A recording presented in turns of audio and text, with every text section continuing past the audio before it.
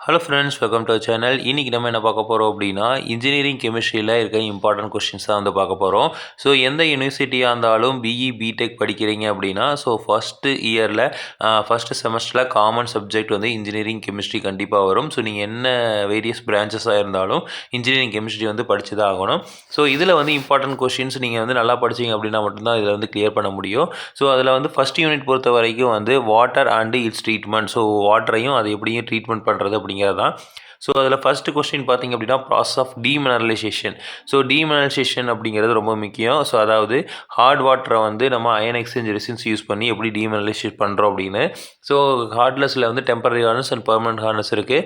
அதை வந்து நம்ம டெம்பரரி ஹார்ட்னஸை வந்து நம்ம சூடு பண்ணாவே வந்து ரிமூவ் ஆயிரும். பெர்மனன்ட் ஹார்ட்னஸை ரிமூவ் பண்ணுறதுக்கு மட்டும்தான் வந்து ஜியோலைட் ப்ராசஸ், அயன் எக்ஸ்சேஞ்ச் ப்ராசஸ்லாம் வந்து இருக்குது. ஸோ அந்த ப்ராசஸ் தான் வந்து இங்கே எழுதணும். அடுத்தது வந்து பார்த்திங்க அப்படின்னா, சேம் அயன் எக்ஸ்சேஞ்ச் ப்ராசஸ்லேயே வந்து எப்படி வந்து ரெசின் வந்து ரீஜென்ரேட் ஆகுது அப்படின்னு கேட்டிருக்காங்க. ஸோ இது வந்து ஒரு இம்பார்ட்டன்ட் கொஸ்டின். அடுத்து வந்து டீசாலினேஷன் ப்ராசஸ், அதாவது அதுலேருந்து உப்புத்தன்மையை வந்து எப்படி வெளியெடுக்கிறோம் அப்படிங்கிற டீசாலினேஷன் ப்ராசஸ் வந்து ரொம்ப முக்கியமானது. ஸோ அதை வந்து ரிவர்ஸ் ஆஸ்மாசிஸ் கூட நம்ம வந்து அந்த கொஸ்டினுக்கு வந்து ஆன்சர் பண்ணலாம். நெக்ஸ்ட் கொஸ்டின் பார்த்திங்க அப்படின்னா, diagram and principle process advantage and disadvantages of reverse osmosis. So reverse ஆஸ்மாசிஸ்ங்கிற கொஸ்டினை வந்து ரொம்ப இம்பார்ட்டண்டான கொஸ்டின். ஸோ இது கண்டிப்பாக வரக்கு வாய்ப்புகள் இருக்குது. அடுத்து வந்து அயன் எக்ஸ்சேஞ்ச் ப்ராசஸ்ஸு ஆல்ரெடி நம்ம பார்த்துருக்கோம். அயன் எக்ஸ்சேஞ்ச் ப்ராசஸில் என்ன மாதிரி ஈக்குவேஷன்ஸ் வந்து கெமிக்கல் ஈக்குவேஷன்ஸ் வரும், என்னென்ன இண்டிகேஷன்ஸ்லாம் வரும் அப்படிங்கிறது எல்லாமே வந்து நம்ம எக்ஸ்பிளைன் பண்ணிடணும். அடுத்து வந்து various method available for internal conditioning. So எப்படி வந்து நம்ம வாட்டர் ட்ரீட்மெண்ட்டுக்கு வந்து என்னென்னலாம் வந்து மெத்தட்ஸ் இருக்குது அப்படிங்கிறத எழுதணும். ஸோ இது வந்து ரொம்ப இம்பார்ட்டண்ட்டான ஒரு யூனிட். ஸோ இது படிச்சிங்க அப்படின்னா கண்டிப்பாக ஈஸியாக வந்து ஒரு 16 மார்க் வந்து வாங்கிடலாம்.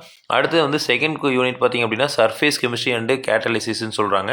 ஸோ இதில் வந்து பார்த்திங்க அப்படின்னா first question absorption theory and contact theory அப்படிங்கிற தியரி இருக்குது. ஸோ இந்த ரெண்டு தியரியை வந்து எக்ஸாம்பிளோட எக்ஸ்பிளைன் பண்ணி எழுதணும். அடுத்த கொஸ்டின் பார்த்திங்க அப்படின்னா factors influencing absorption of gases and solids. இதில் வந்து லோ ப்ரெஷரு, ஹை ப்ரெஷரில் வந்து என்ன ரிசல்ட்டுன்னு கேட்குறாங்க. அடுத்து வந்து absorption of isotherm. So explain the various types of absorption isotherm என்னென்ன அப்படின்னு கேட்குறாங்க. இது வந்து 16 மார்க்கில் கேட்பாங்க.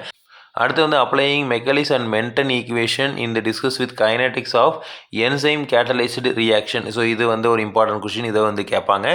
அடுத்து வந்து explain the types of absorption. So என்னென்ன அப்சார்ப்ஷன்ஸ் இருக்குது அப்படிங்கிறத கேட்டிருக்காங்க.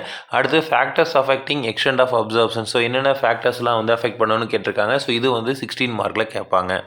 அடுத்தது வந்து பார்த்திங்கன்னா யூனிட் 3 வந்து alloys and phase rule. So அதில் ஃபஸ்ட் ஒன் பார்த்திங்க அப்படின்னா அலாய்ஸ்னா என்ன, அந்த அலாய்ஸோட ஃபங்க்ஷன் என்ன, effect of alloying metals with example எல்லாமே வந்து கேட்குறாங்க.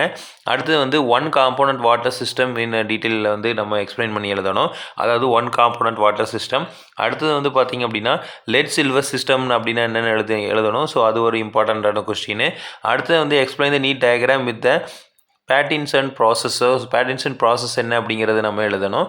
அடுத்து வந்து கண்டென்ஸ்டு பேஸ் ரூல் அப்படின்னா என்ன. நெக்ஸ்ட் வந்து thermal analysis and draw the cooling curves of the pure substance mixture of discuss அப்படின்னு கேட்டிருக்காங்க. நெக்ஸ்ட் வந்து பார்த்திங்க அப்படின்னா phase diagram of water system வந்து நம்ம கேட்டிருக்காங்க. ஸோ இந்த கொஸ்டின்ஸ்லாம் வந்து கொஞ்சம் இம்பார்ட்டண்ட்டான கொஸ்டின். அடுத்து வந்து ஃபியூயல்ஸ் அண்ட் கம்பஷன் வந்து 4th யூனிட். ஸோ இதில் வந்து மெயினாக வந்து மெட்லாலஜிக்கல் கோக் மேனுஃபேக்சர் வந்து எப்படி பண்ணுறாங்க அப்படின்னு கேட்டிருக்காங்க. அடுத்து வந்து கூடு பெட்ரோலியம்னா என்ன அப்படின்னு கேட்டிருக்காங்க. ஸோ அதை ரிஃபைன் பண்ணுறதுக்கு என்னென்ன ஸ்டெப்ஸ் இருக்குது அப்படின்னு வந்து கேட்டிருக்காங்க. அடுத்து வந்து சிந்தட்டிக் பெட்ரோல்னா என்ன, இதை எப்படி வந்து மேனுஃபேக்சர் பண்ணுறாங்க பெர்கியஸ் ப்ராசஸ் யூஸ் பண்ணி. அடுத்து வந்து ஃபியூயல் கேஸஸ்னால் என்ன, இது வந்து ஆர்செட் அப்பாரட்டஸ் யூஸ் பண்ணி எப்படி வந்து அனலைஸ் பண்ணுறாங்க அப்படின்னு கேட்குறாங்க. ஸோ இந்த 2 கொஸ்டின் ரொம்ப மோஸ்ட் இம்பார்ட்டண்ட்டு. அடுத்தது வந்து பார்த்திங்கன்னா பயோகேஸ் வந்து எப்படி வந்து ப்ரொடியூஸ் பண்ணுறாங்க, அது எப்படி ஜென்ரேட் பண்ணுறாங்க, அந்த ஃபுல் ப்ராசஸ்ஸை நம்ம எக்ஸ்பிளைன் பண்ணுற மாதிரி இருக்கும். அடுத்து வந்து பவர் ஆல்கஹால்னால் என்ன, அதை எப்படி மேனுஃபேக்சர் பண்ணுறாங்க அப்படின்னு கேட்குறாங்க. ஸோ இதெல்லாம் வந்து 16 மார்க் கொஸ்டின், இம்பார்ட்டண்ட்டான கொஸ்டின். அடுத்து வந்து 5th யூனிட் வந்து பார்த்திங்கன்னா energy sources and storage device. அதில் ஃபஸ்ட்டு ஒன்னே பார்த்திங்க அப்படின்னா நியூக்ளியர் ரியாக்டர்னால் என்ன, அது எப்படி வந்து வேலை செய்யுது, அது எல்லாமே வந்து அதோட பிளாக் டயக்ராம் என்ன, அந்த பவர் பிளான்ட்டோட டயக்ராம் எல்லாமே வந்து கேட்குறாங்க. நெக்ஸ்ட் வந்து லித்தியம் அயன் பேட்டரி அப்படிங்கிறது என்ன அப்படின்னு கேட்குறாங்க. ஸோ அதை பற்றி நம்ம நோட்ஸ் எழுதணும். அடுத்து வந்து ப்ரீடர் ரியாக்டர் அப்படிங்கிறது என்ன. நெக்ஸ்ட் வந்து லெட் அகாமுலேட்டர்ஸ் அப்படின்னா என்ன அப்படின்னு கேட்டிருக்காங்க. ஸோ அதை பற்றி நம்ம அதை கன்ஸ்ட்ரக்ட் பண்ணி அதோட ஃபங்க்ஷன் என்ன அப்படிங்கிறத எக்ஸ்பிளைன் பண்ணி எழுதணும்.